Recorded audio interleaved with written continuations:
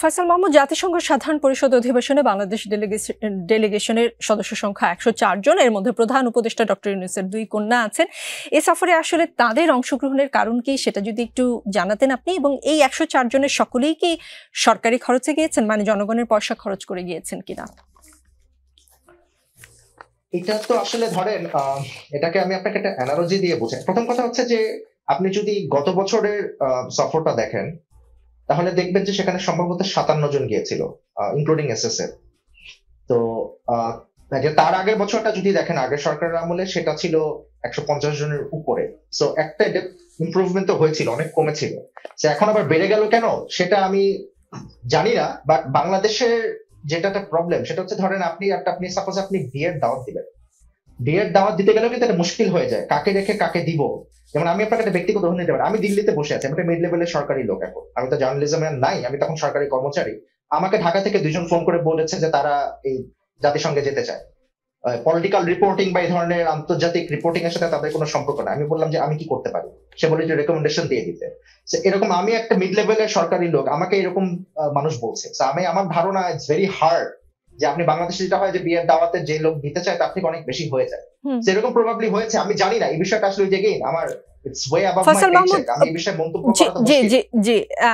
আপনি খুবই safe answer দিলেন, কিন্তু আসলে জাতিসংঘ সাধারণ পরিষদ বিয়ের দাওয়াত নয়, এবং এখানে যেতে চাইলেই যে সরকার সকলকে নিয়ে যাবে। আজকে যদি সিফাত যেতে চান, বা ইয়াসিন আরাফাত যেতে চান, বা সাইমুম পারভেজ আবদার করেন সরকারের কাছে, বা আমিও যদি আবদার করে বসি, সরকার নিশ্চয়ই নিবে না। সরকারের নিশ্চয়ই ক্রাইটেরিয়া আছে, এবং সেখানে প্রধান উপদেষ্টার 2 কন্যা আসলে কোন ক্রাইটেরিয়ায় গিয়েছেন সেটা কি আপনি জানেন? জেনে থাকলে উত্তরটা দিলে আমাদের কাছে স্পষ্ট হতো।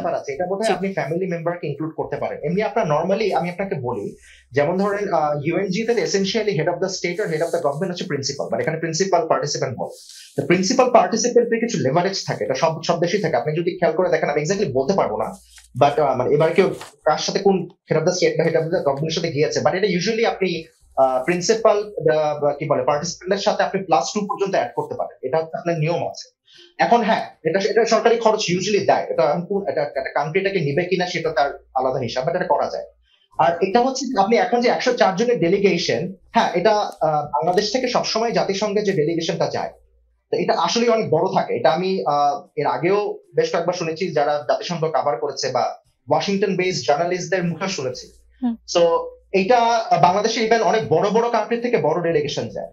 তো এইটার এই প্র্যাকটিসটা ভালো না খারাপ সেটা নিয়ে এখন মন্তব্য করা মুশকিল, বাট আমার মনে হয় এটা রিপ্রেজেন্টেটিভ। কারণ বাংলাদেশ তো দুনিয়ার সবচেয়ে ঘনবসতিপূর্ণ দেশও, এজন্য বাংলাদেশ থেকে তো আসলে পপুলেশন আর প্রবাবলি জামদানিবাদ এরকম দুনিয়াকে দেখানোর কিছু নেই। আমরা দেখাচ্ছি যে আমরা বড় অনেক লোক নিয়ে যাচ্ছি, এটা ছাড়া আমি তার কারণ এভাবে দেখি না।